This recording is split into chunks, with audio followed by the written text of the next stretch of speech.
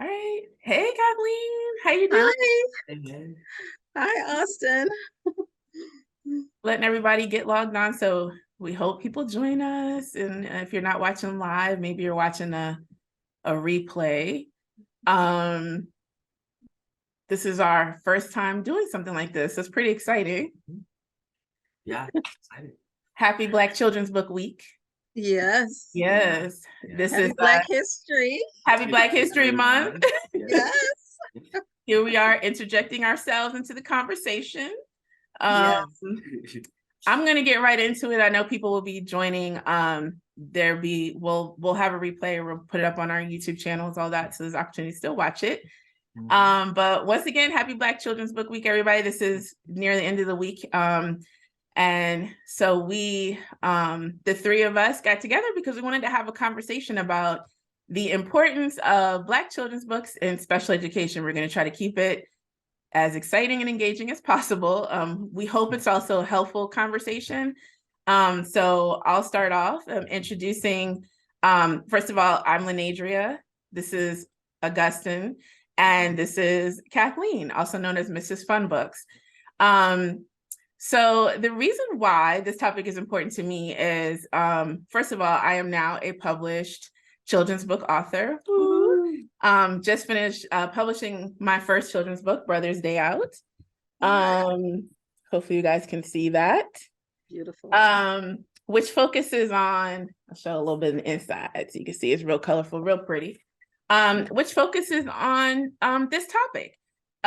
So this story is about two brothers who are having a special day that the older brother has created for the younger one. The younger one has developmental disabilities and chronic illness. The story is actually based on a true story about my two boys, one of which is sitting next to me. I know I look 12, y'all, so it's crazy, but I'm his mother. So I am his mama. At any rate, my youngest son, Nicholas, who unfortunately is no longer with us, was diagnosed with a brain tumor at the age of 3.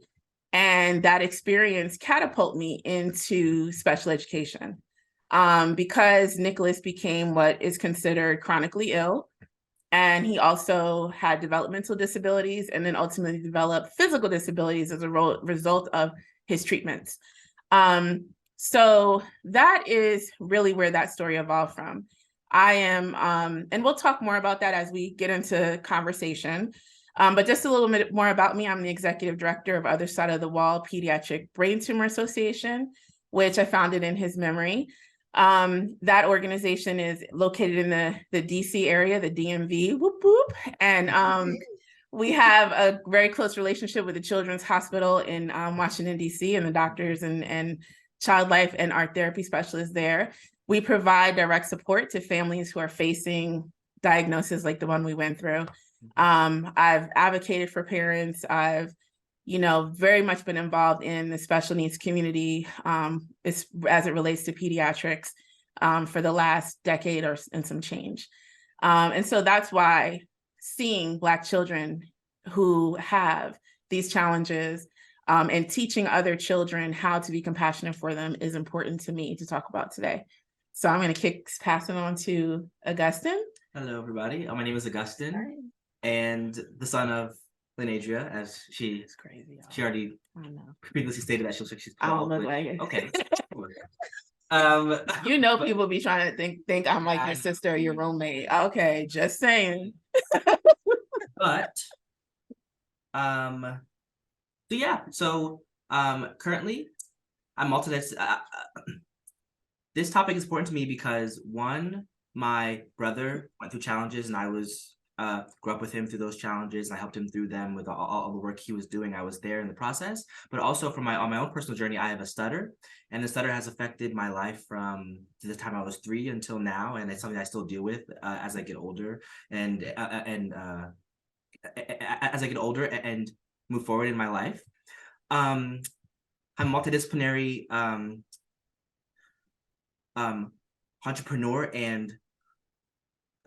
entrepreneur and artist, and I have worked on Broadway shows and theater shows. I went to school, got my degree in theater production, and and their direction. And I now work with organizations currently that are moving to use arts to affect education and help schools, while also pursuing my career in theater and other forms of art. I also make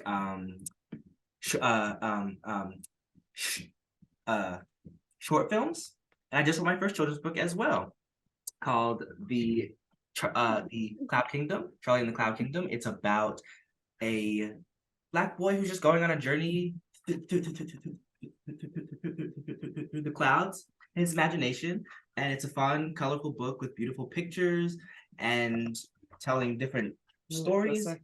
I thought it was important to write a children's book that centered Black creativity, because I didn't see that growing up as a kid. I didn't see myself in a lot of these stories, and I often spent my time in the clouds dreaming. So I thought, ooh, write a book about it. While doing that, I'm teaching kids about cloud science to make it engaging and fun. So yeah, that was a lot, but I think I'll pass it over to Kathleen, aka Mrs. Fun Books, and yeah. Well, hello, I'm Kathleen Badu, and yeah, I look 12 too. I'm in You the 12 club. do. You do. That's why you hang out with us. You do. And Austin's older than both of us. I mean, Yeah. he is. Yeah. And I have been a special educator for over I used to say over 20 years, but now I say over 25 because it's definitely over 25 years. I think maybe 27 to be exact, but I'll just say over 25. And but I just didn't come into, special ed as a teacher. I just didn't fall into it, basically. I have my own story, and my own story is that when I was born, my parents, when they had me, and I was the first child born in the hospital. I had 5 older brothers and a sister, an older sister, who all were born at home. But my mother felt like there was something going on, and she wanted to be in the hospital when she had me. And so when she had me, I the doctor said I would be mentally retarded if I didn't live past the age of 3. And so I was blind in my left eye. It was very large. It was as if I had 2 left eyes because it was so big. And then all of this fluid drained from it. And I just think about it so often because I've worked with so many different children. And I should have maybe had a shunt or worn a helmet because I would lose consciousness a lot. And just going into teaching, I remember when I did my first introduction into special ed, and I just felt like this is where I needed, I was like home, and it was a place I needed to be. And I've just really enjoyed my journey and working with children. And Mrs. Fun Books is a character that I created. I'm also Mrs. Fun Books, and I just enjoy reading. And what I don't see a lot of is the representation of children who may have special needs, or who have special needs, but are not necessarily represented in the books. And I just want to bring that to light. And then, of course, since it's Black Children's Book Week, this is just another phenomenal thing because we get to share more about Black history and Black children, and I'm just so glad to be a part of this conversation. Well, we're excited. Shout out to blackbabybooks.com for starting Black Children's Book Week. Yeah. And spearheading this week. You should check out her site. She even set up a Black Children's Book Museum, which is in the metaverse. It's really cool. It's beautiful. There's a lot of books in there by authors. Also, we'll drop all of our details. Will be in the caption and is also available in our bios on all of our pages for all the work that we're doing. I want to also note that my son Nicholas is the connection between all of us. Kathleen was Nicholas's teacher. And we've been, I don't even want to say friends, like we've been sisters for a very long time as a result of Yes. relationship with him. Nicholas pretty much thought that that was his girlfriend. So he had a lot of those. And I was, okay. Yeah, and she was. And he let her husband know many times that it was him and her together and that was their time. So yeah. So anyway, just to jump in, we're gonna have a conversation. So hopefully the topics we're talking about, the things that we talk about, our experiences, the stories we tell, will in some way, shape, or form benefit you, but also maybe spark an interest for you to, check out the work that we're all doing. We're all entrepreneurs, we're all starting out. So, as much support as you can give us and, as we journey along, because our mission is, definitely one that we all feel that we're called to. So I will start off talking about, I'll put this, just kind of kick off about joy and empathy. I think it's Black History Month, and we hear a lot about Black history. We're hearing a lot about the trials and tribulations of our people, what we've gone through. And there's just this big movement and push to get down to what are the real stories behind American history, Black American history.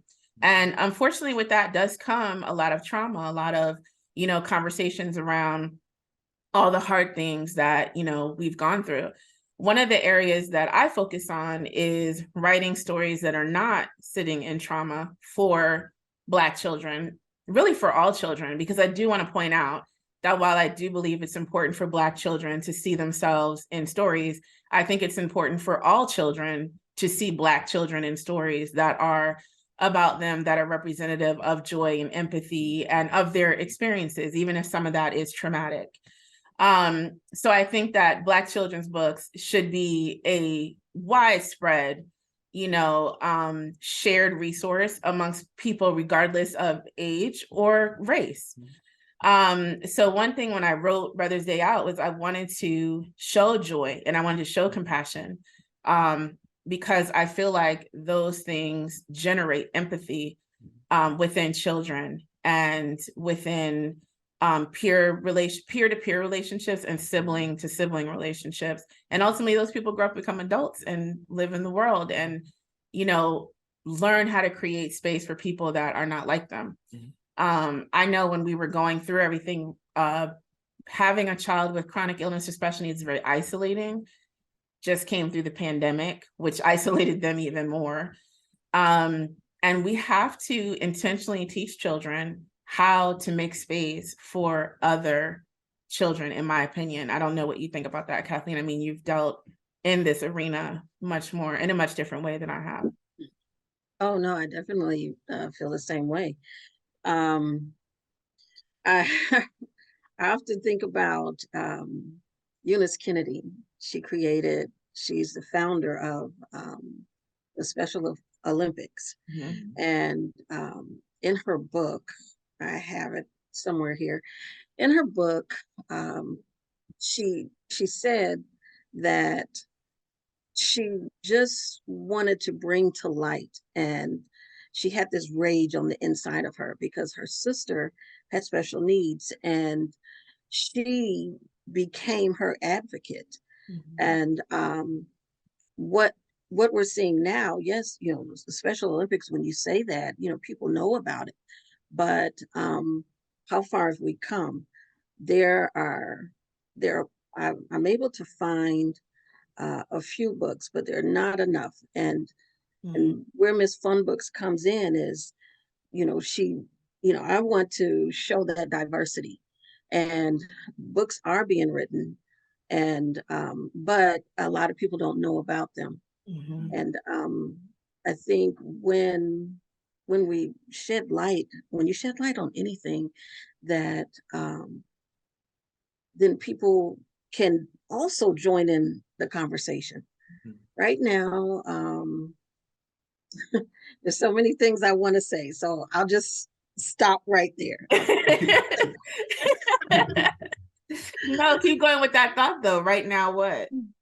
No, I was just gonna talk about how more people are out advocating for those who are disabled. Mhm. There are a lot of if you go onto Instagram, there are several sites or several pages where um, it's not necessarily an organization, but it's a parent like you. Mhm. It's a parent that sheds light on a situation. There's one called Mighty Miss Maya. Mhm. Maya, I think now she's 8 years old, and she has, I want to say, um, CP. I want to Mhm. give me if I said the wrong thing, but anyway, she has, she has to wear AFOs on her legs, and I mean her whole journey is chronicled by her mother. Mhm. Okay, Mhm. and normally it is a family member that brings these things to It, light, just like it, Eunice Kennedy, Mhm. and just like you, um, and the books that are written, it's the family member that brings it to light or someone close to them. So, and then it branches out into the organizations, and then when people, but the more we talk about it, the more we can bring others into the conversation. We know that sometimes there is a resistance, but you know what? Even with the resistance, it's still shedding light because Yeah. there's a conversation that's still happening. Yeah, yeah. definitely. Yeah, I know there's this, within special education, or even just education in general, it seemed to me when we were experiencing it that there were very few people like yourself who were working in that space who had patience, compassion. I understand with a lot of teachers, there's a lack of support, lack of funding. There's all of this that's also at play in these spaces. But I know it's just been such a challenge for me. We were lucky. I think the younger the kids are, it seemed to me we were more likely to encounter compassionate and patient teachers. But the stories I've heard from other parents has been very different than a lot of the experiences that I have. I mean, I've advocated on behalf of some of these parents, and some of the stuff that they're running into is really wild out there. And it seems to me that there's just this perception of kids who have disabilities that they're not capable beyond a certain point. And understanding that there are limitations to the education system, it is disheartening as a parent who is there willing and able to put in the work to not have that partnership on the other side. And I think that there's just a really lack of understanding of the actual humanity of these children, about their imagination, their desires, their wants. It's almost like they just look at them like, well, you're disabled, so what you maybe want is just to be able to get through the basics of the day. They want more than that, and it was really hard to advocate for that when you're sitting across the table from people who are calling your children mentally retarded. Like I had that experience, where I'm sitting across from the child psychologist for Nicholas, and he was probably like 4, 5 at the time. And they were calling him, he literally said the words mentally retarded. And I'm thinking to myself, like, first of all, I'm about to come up across this table on that one, because what you're doing is you're diminishing our whole experience down to this 2 words. And it wasn't that I was unaware of the fact that Nicholas had disabilities, that he had was like neurodivergent, which is the word, the hot word these days. I knew he had challenges. I knew he was not learning typically like other students, but I also knew that he could, and that it was just going to take longer, and it might take a different approach, and I needed to find what that was. But you weren't going to like wash him out and just kind of dismiss him, put him into this box, and then throw him away. And that was what I felt like happened a lot. I know for you with the stuttering, you had your own experiences in school, like feeling like you're not seen. Like having a stutter is a little different than having a physical disability because it can be invisible, and people who stutter know that you don't stutter all the time, and there are periods of time where you don't stutter, or certain stressors that can exacerbate your stuttering even more. So it was oftentimes that when I was in spaces or I was in class and at the beginning of the year, I would start to stutter. And then the teachers would instantly have a preconceived idea or notion that I am not as capable, I can't participate in certain types of things. They made decisions for me on my behalf without consulting or talking to me about what I was actually capable of, what I was actually willing to do, or to even push myself to do. So they gave me less assignments, or they treated me differently, or they just were like, oh, we didn't know you could do that, or you even were interested in trying that. But luckily, over the years, I got into high school. When I was in high school, there were teachers that were open to pushing me more. Like I had this one teacher who was a theater teacher, and he was like, yeah, I don't care if you have a stutter, do the work. Like I just do it. And it was stressful for me because I was like, this is new. Nobody's ever just been like, it doesn't matter that you have this stutter, use it or lose it, like, or go or get out. And I was like, well, that's something right there. That's something okay, sure. But that's great, because it Yeah. doesn't, you're not focused on that anymore. I remember the movie about the girl whose arm was bitten off by a shark? Yeah. White, Yep. and she was a surfer. Yep. The surfer. And she was in a contest, a surfing contest. And everyone in the contest, they were just very careful.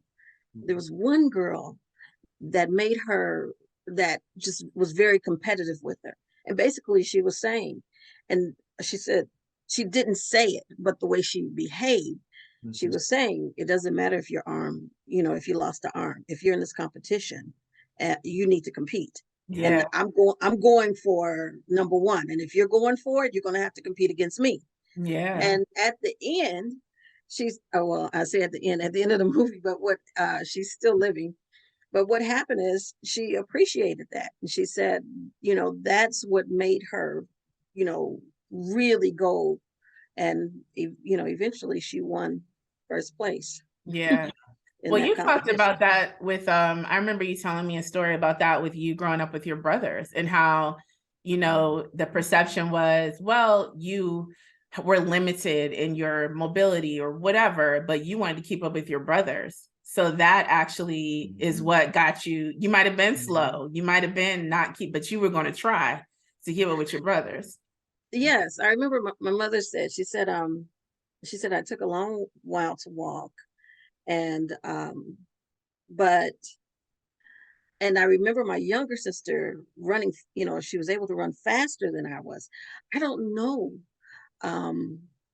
what, back then, things were different. They didn't know as much, but I just know that, we all have a dominant side, but, the side that, my weak side, my left side, I just had to keep up with my 5 brothers, basically.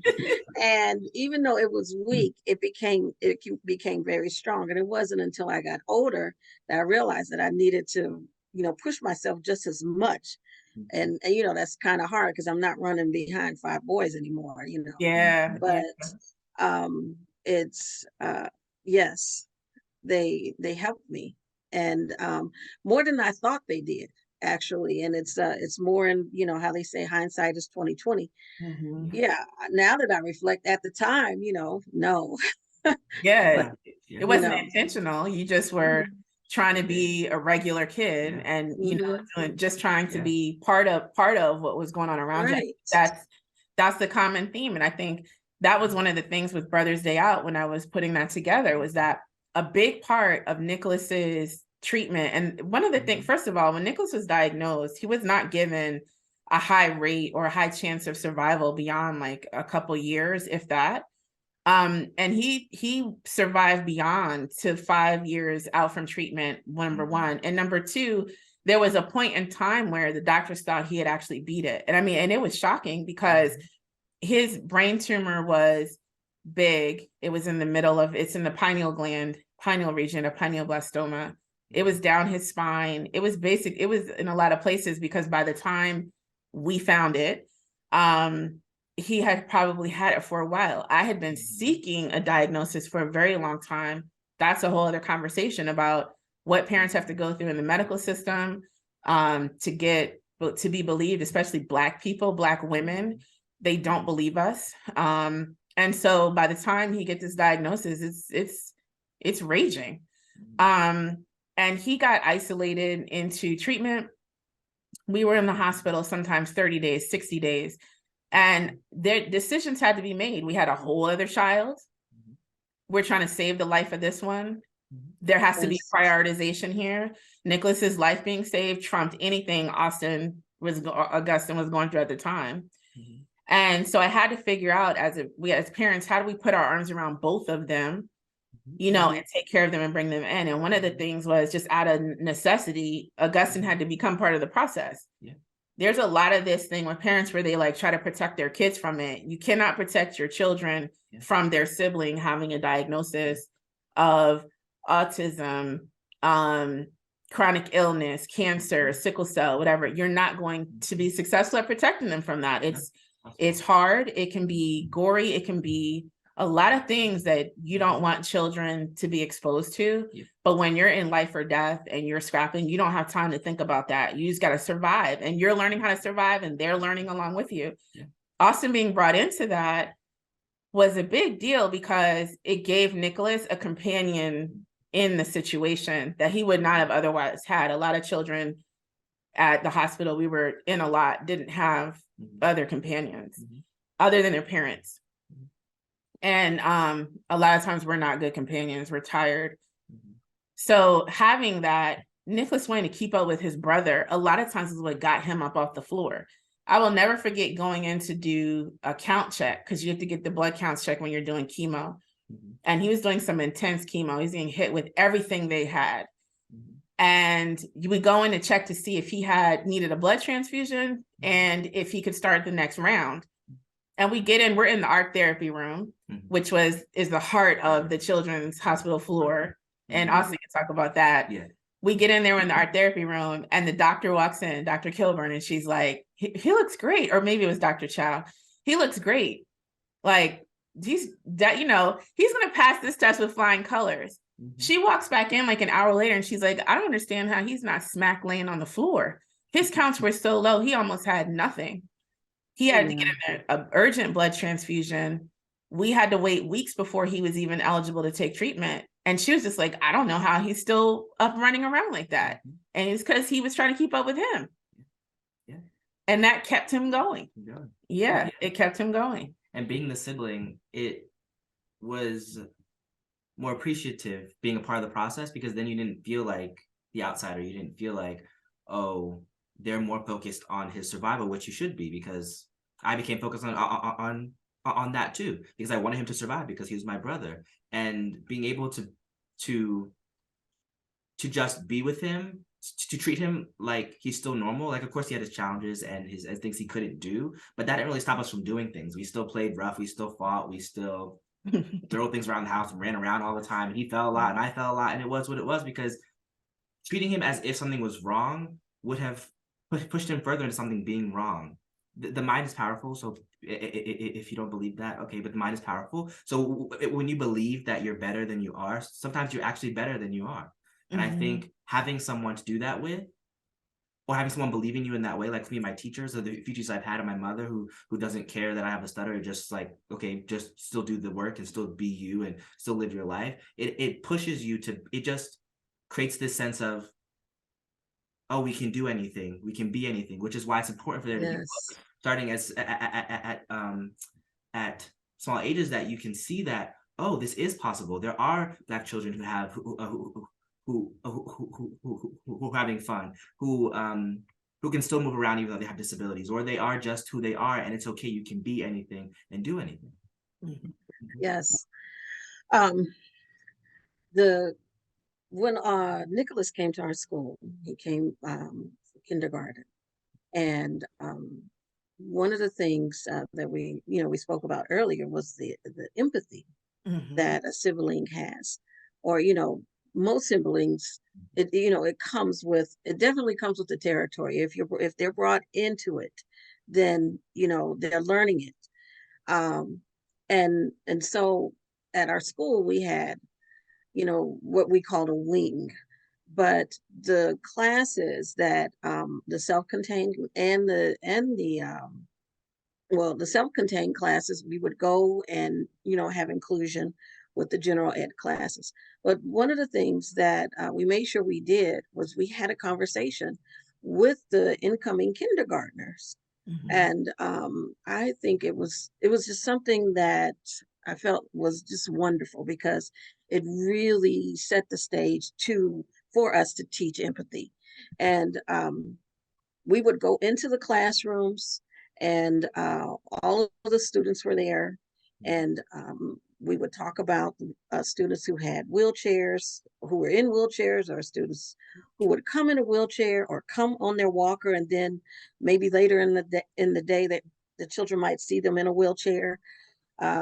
Some students had hearing aids, or some students were there half the day and then had to leave.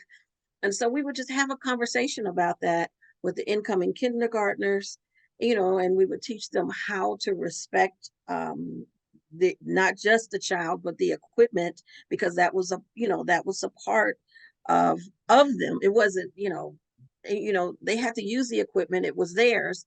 And Mhm. so, it needed to be respected. Because, as a child, you see something with wheels, you just want to Play. grab it and No, that thing yeah, is you want to play. I'm rolling But on we this had to thing. teach them that it was actually something that was being used and Right. not to Not a be played toy. with. Right. And another thing I thought was interesting is that they had signs around the school, and it said, and it had steps on helping.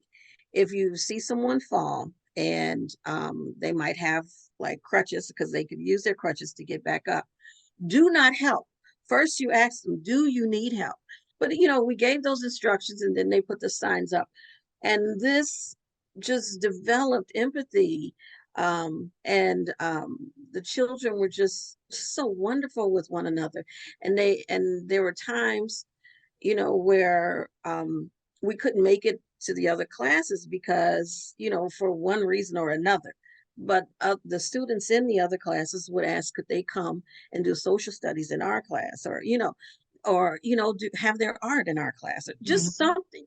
And I just love to see that, because they didn't look at them as any different than they were. Yeah. Or if they Yeah. did, they didn't show it. They were just so loving and caring, and they just wanted to be with their classmates. Yeah. And Yeah. so definitely that's something, empathy, no, it's not necessarily something that we should uh, take for granted, or that's not what I'm looking for. We shouldn't let it just happen, because I don't think it's just going to happen. Mhm. It's something that we should consciously teach. But if it can't consciously be taught, at least bring the child into like you said, Nicholas, Yeah. she said he should have been on the floor. But in his mind, I'm not sick. Yeah. What? I'm Yeah. I'm hanging with coloring. I'm Yeah. about to color, and I'm about to go ahead and show Austin I can do it better than him. And right.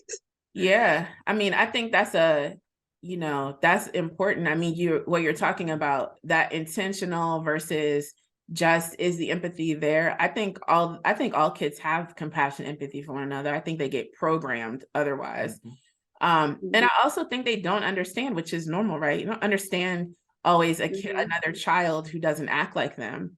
or Right. who doesn't look like what they think is normal, or who has a stunt like Nicholas had, or where you have a bump and he had no hair, or he had a little patch of hair sometimes, because of the Yeah. chemo.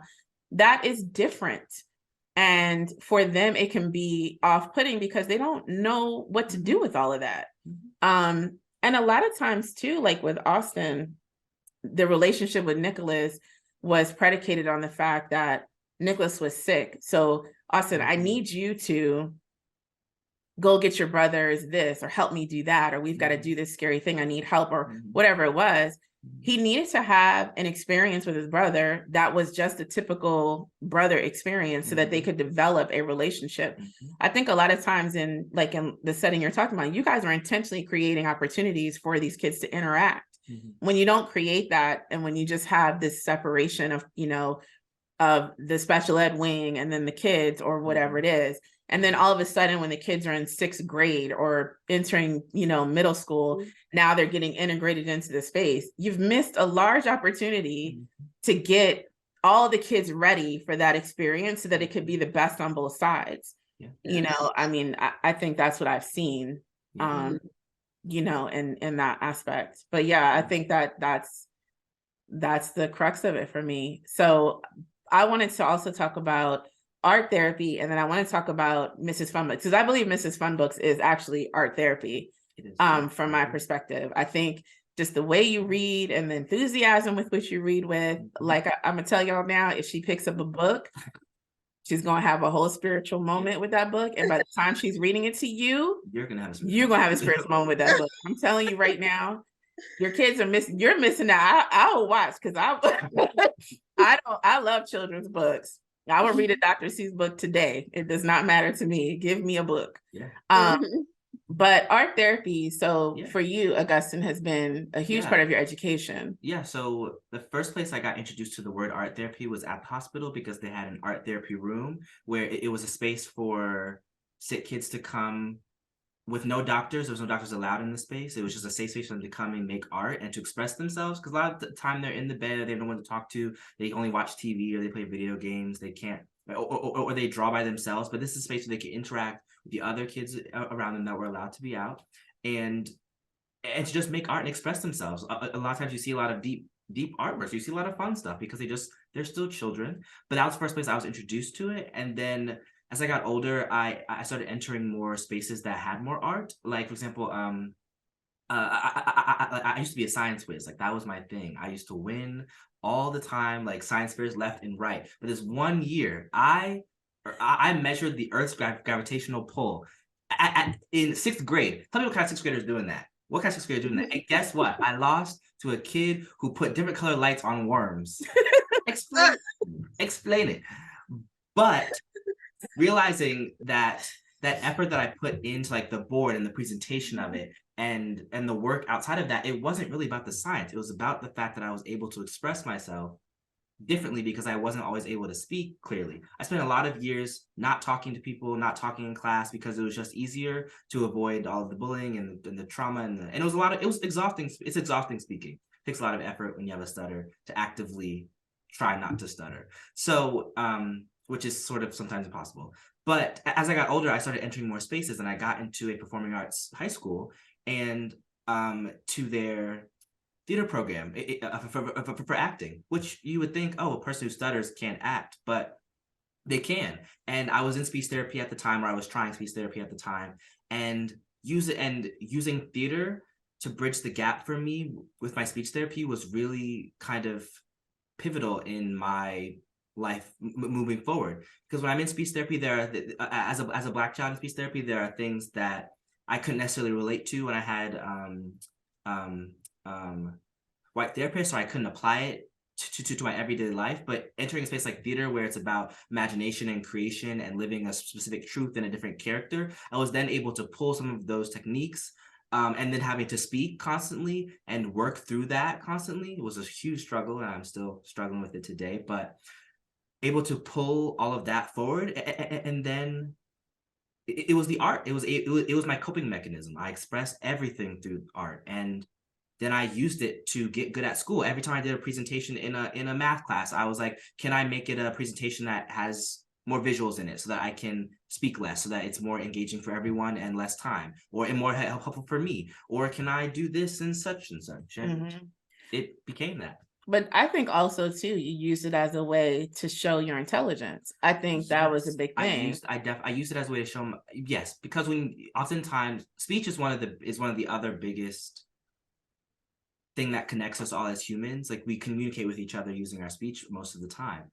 So when I wasn't able to do that, the perception was, oh, there's something missing, and he's not as intelligent as a lot of people, or he's less intelligent as people. So I used my the art that I was creating to show that I grasped the concept you gave me, and I tripled it, because I understand what you're talking about. I just may not be able to tell you the way I want to tell you, or if I do tell you, it takes too long, or I get uncomfortable, because stuttering can feel uncomfortable if someone makes you feel uncomfortable when you stutter. So taking all of those thoughts and moving forward with that, I was like, great, art is the way to do that. And then I got into college and I was like, this is going to be a great space for me because people are going to have grown up in the world a little bit. They're going to be a little bit more older. The teachers are going to be more like, oh, they've seen more people. And then when I got to college, it was the same exact thing. I was treated as if, oh, you're slower. Oh, you don't understand things. I even had a job in college, and the people were like, it was a front desk job. And towards the end of it, they were like, you actually don't have the basic qualifications to do this job. And I was like, it's a front desk job answering phones. What qualifications do you need? No offense, people who just what qualifications do you need? Like, I don't understand why that's what you would say to me.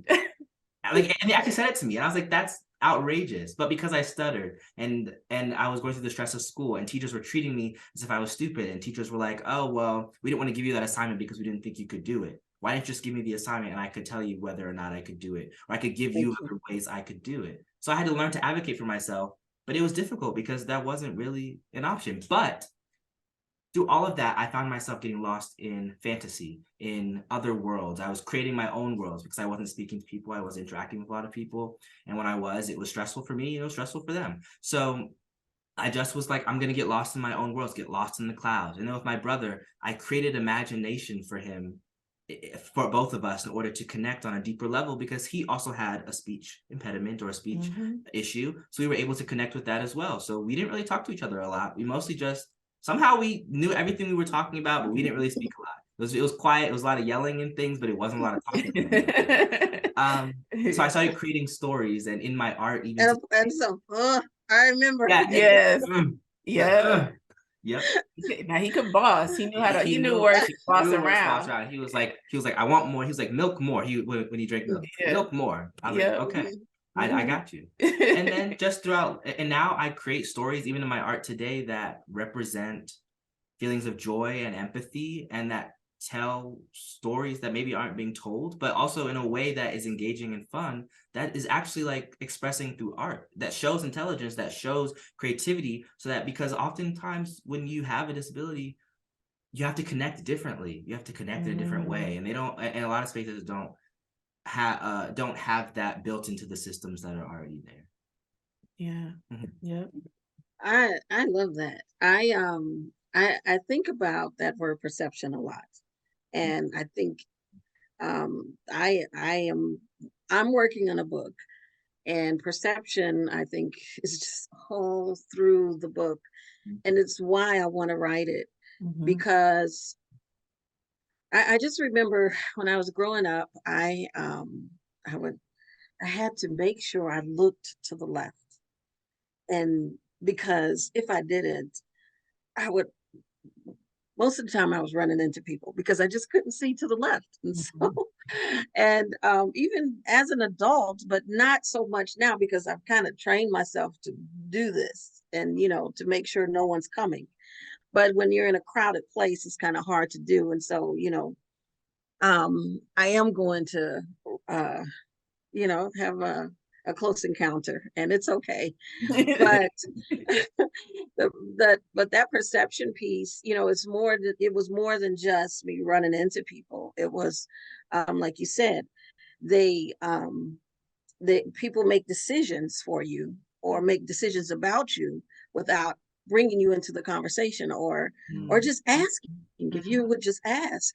And so where Mrs. Funbooks comes in is, yes, I love reading. Okay, I love to read.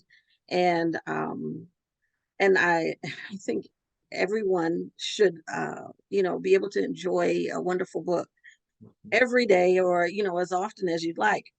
But with children who aren't able to read, we have to make it so that whatever we're reading, they can understand it. Now, comprehension, it comes in, most children and most people can understand at a higher level than they can read. Okay. And which is great, because then if a child doesn't have the vocabulary, then it'll come, everything is going to come through the story. I remember when I was in college, I was a part of, I wasn't in the sorority, but one of the sororities allowed us to sign up to go and read to the local school. And it was right next to our, right next to, Georgia College. Mhm. And so I went over to read, and I don't know, I was like maybe 22, 21. I forget how old I was, but I went to read and I was just so happy to do it. And I remember the teacher saying, she said, you are reading the book, the other girls come and they read, but you give voices to all of the characters, and no one else does that. And the kids are loving this.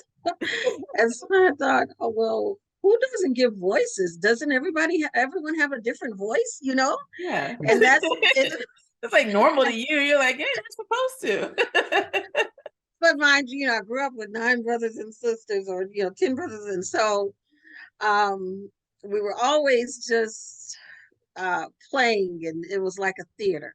And so reading a book should be the same, because whoever the author is of the story had something in mind. And the reader, is up to the reader, of course, to just to bring it to life. Yeah. And so, one, yes, children understand at a much higher level. And then when it comes to the vocabulary, we're feeding them the vocabulary. And as a parent and a teacher, I learned to understand that what we have to do is, these are the formative years, the 5, 6, 7, those elementary years where they're learning to learn, or learning how to learn. Mm-hmm.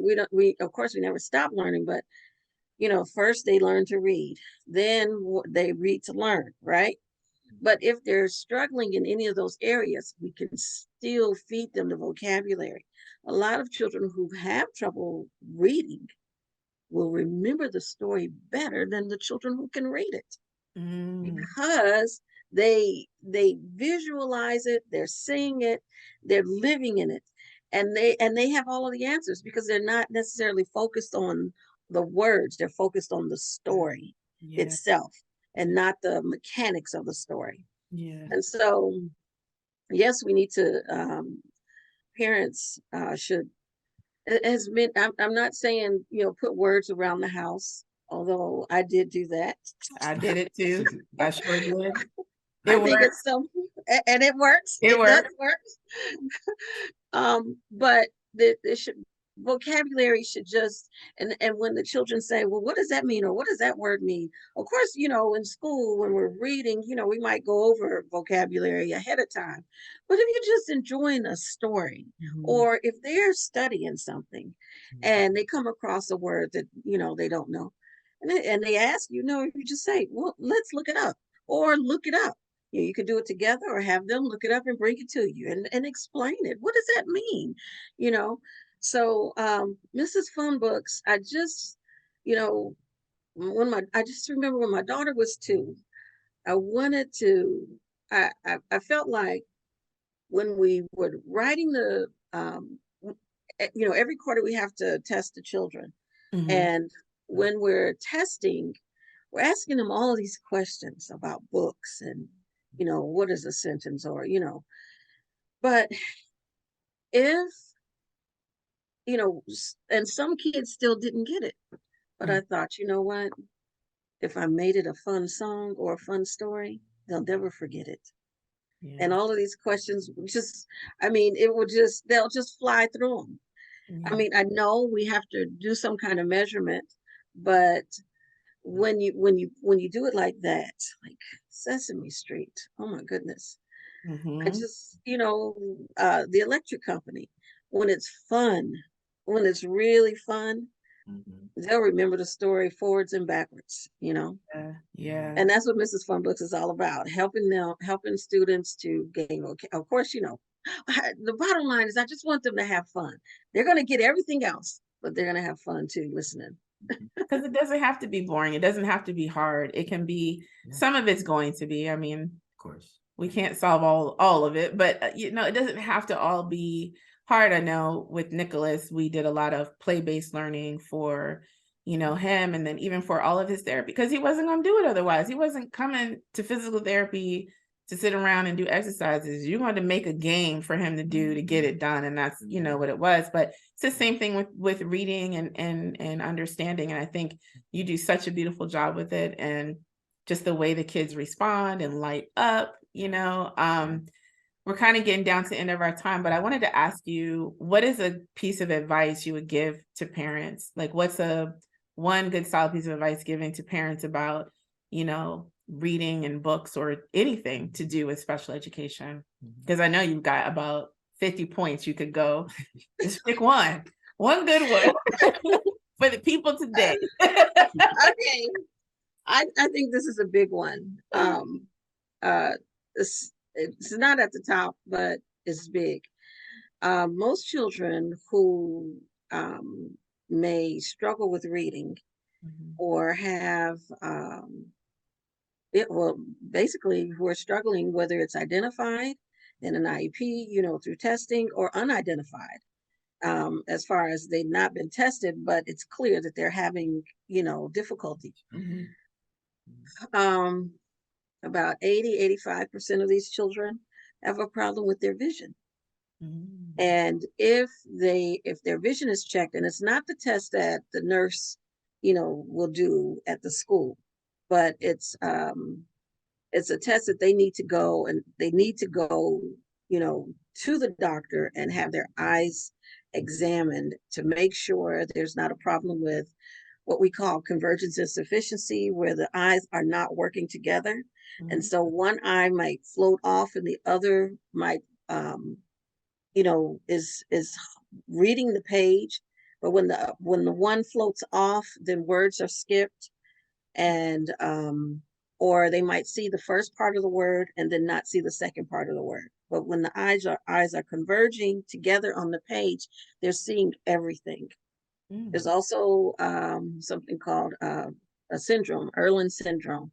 And that's where Erlen syndrome covers so many different things, but it also has to do, with the brain and how it interacts with the eyes. Because a person could have like a concussion and then they have trouble reading. And that would look like it could be foggy. You know how I think it's Star Wars where the words go up the page. Yeah. They might see the words moving up the page, or they might see zigzags in what they're reading if they're looking at a page to read, and there could be spaces, not necessarily a zigzag line, but a zigzag space between all of the words, or they could see holes in every letter. And so it doesn't appear to be regular print to them. We don't see what everyone else sees. And so the one thing I would say is to make sure their child's eyes are checked, and check to see if they have sensitivity to light, because that has a lot to do with how they learn. And if there's a sensitivity to light, or if they're wearing glasses and they're always taking them off, it might not be that. It might not be the prescription. It's more the lighting, and it's not something that can be corrected with lenses. It has to be corrected maybe with color, and or colored lenses. Another part of that is they like to turn the lights off and will do their work. Like my daughter, she did have we went and got the Erlen lenses for her, and many of the questions that they asked us, we had to answer yes. Is she going under the table to read? Well, does she like natural lighting instead of false, or this artificial lighting we have here? Does she listen more than she prefers to read? Yes. And when we, and then we figured, okay, she does have it. When she put the lenses on, I mean, things just changed. And then she eventually came to me, and I had taken the course and everything, but I didn't know until she brought me a book and said, if this page were blue, then I could. Mhm. You're freezing up over there. Hopefully she'll come back in soon. But Austin used color overlays. I used to, There she is. there you are. Yep. Yeah, I was Okay. saying Austin used the color overlays at one point. I think some of the things Kathleen was saying about the words you've experienced, right, with your reading. Yeah, I think we went The- to if you we to did, 'cause get, your we letters went were to you to floating. get them. Oh yeah. The words floating, just moving around the page. And I was like, I need different colors. And I tried red and orange, I think, and maybe green. Green? I And, thought it was and those were the green. three that was like, I think green was like the one I was like, oh, I can read. And I was Yeah, and you would have them at school. like, And yeah, I put was 'em having on. that spoken when we pages. Mhm. Mhm. And so I think vision is the biggest thing, because like Austin, you're saying we have to communicate. And a lot of, in school, when you're communicating, you're discussing something that you've read, right? Yeah. Or something that's been read to you. Yeah. Whether it's in math, science, social studies, English, it doesn't matter. That's the biggest thing. We do most of our learning through our eyes. Mhm. And if we're not able to read, Mhm. then of course we can communicate, but we have to make sure that the eyes are taken care of. Yep. Yeah. Great. That's good advice. Yeah, So great. I'm gonna throw you out here for some advice. So what would you Oh, tell? What do you have to tell to parents and educators as a student who at one Mhm. point, was in the education system, who had successes and Mhm. failures, Mhm. who had advocates and not good advocates? Like, Mhm. what would you say? I guess the main thing I would say is to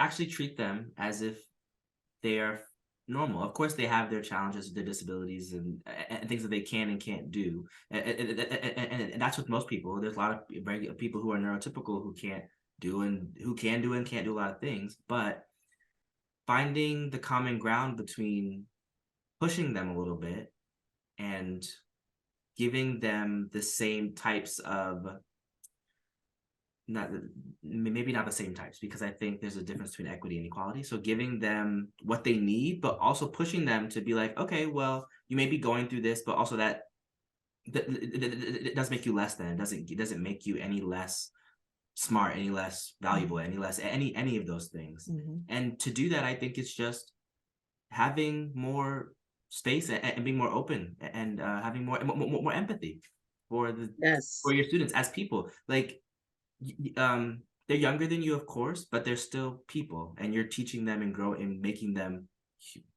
further humans and better humans. So when you have empathy, they're more likely to take on some of those traits of empathy that you're showing them to move forward in the world. Yeah. Okay, I want to say something about empathy. We had a student. I know we're getting to the Yeah, yep. For the last little bit. but it's fun. We had Yeah. a student. I forget the name of the disease, but his hands were here on his elbow. Okay, Okay. and he didn't have the forearm right here. Mhm. And he was the cutest little thing. Oh my goodness. But let me tell you, he would get himself into some trouble. Oh. And when we first saw him, when he first came, we were like, oh, because his arms are here, and we just want to help, and we had to make sure we had all the right accommodations, and then but then he would just take little pieces of paper and tear them up and throw them under his desk, or do all these little things, and then after a while, it was as if just like Austin's teacher said, I just felt like, when you get home, I'm gonna tell your mom she needs to get that little ruler out or something, because You keep tearing up these papers. somebody needs to get you, and they need to get you now. Okay? You are cute, but I'm sorry, what you're doing is not cute. Right. And that's the thing. We have to look at one another as these children, people, as if not as if they're different is less, but on both ends, whether it's disciplining them or praising them, is still they want to be treated the same. Yeah. Yep. So, what advice do you have for our last 2 minutes, students? I would say this. I have advice for what I would say for parents. If your child is, a child who has a disability, or if you're dealing with chronic illness, take a breath, breathe. You're doing the best that you can. It's a lot. It is a lot.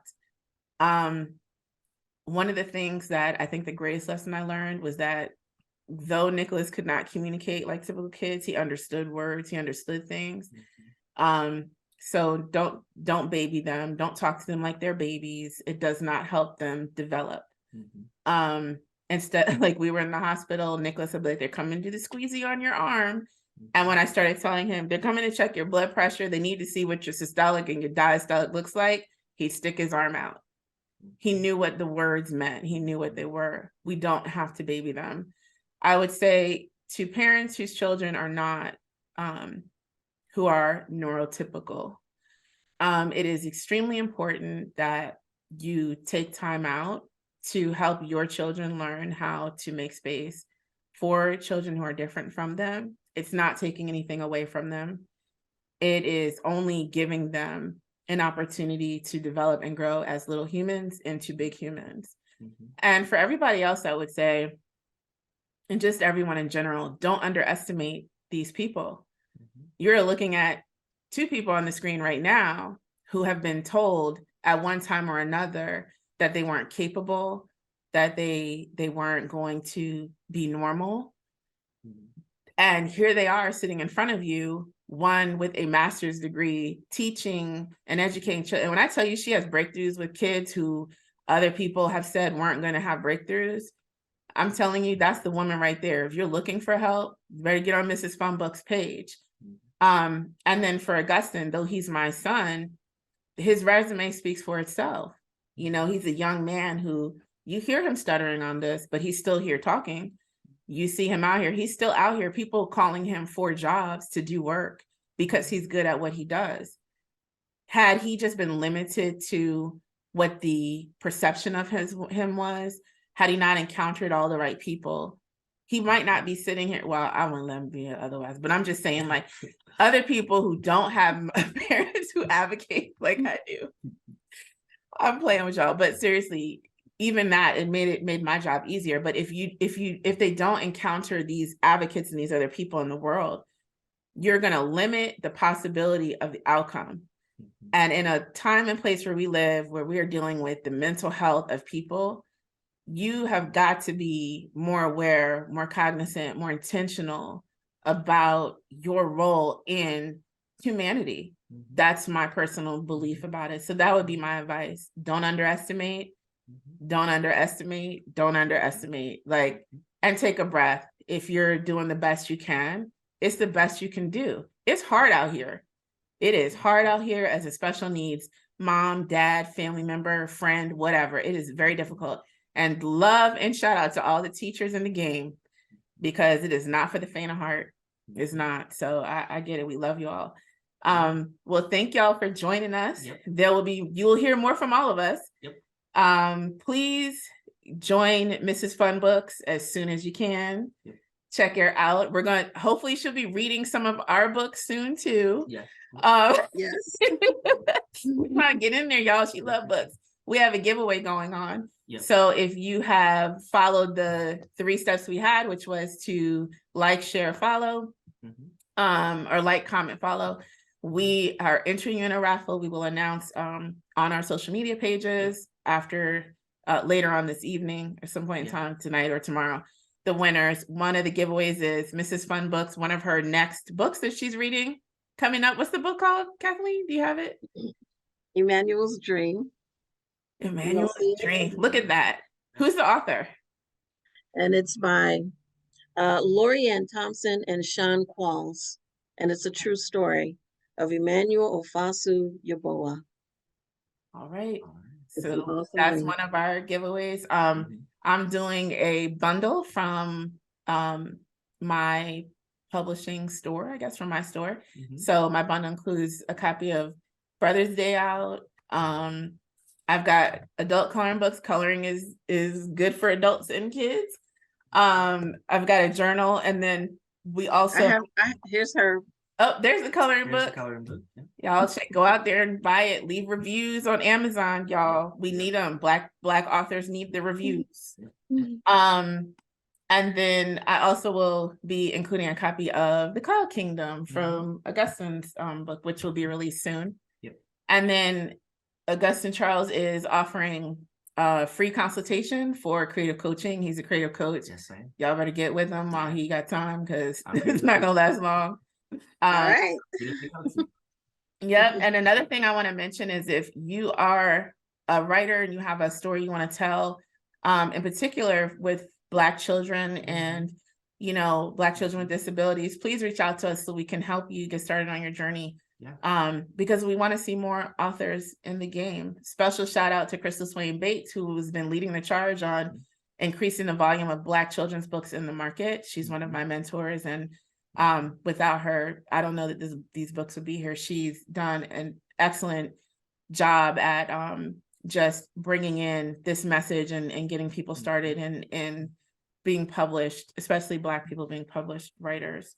So anyway, thank y'all for joining. Thank you. And check out our pages, follow along if you want to see more like this. Yeah. Bye. All right. Bye, everyone. Bye. All right.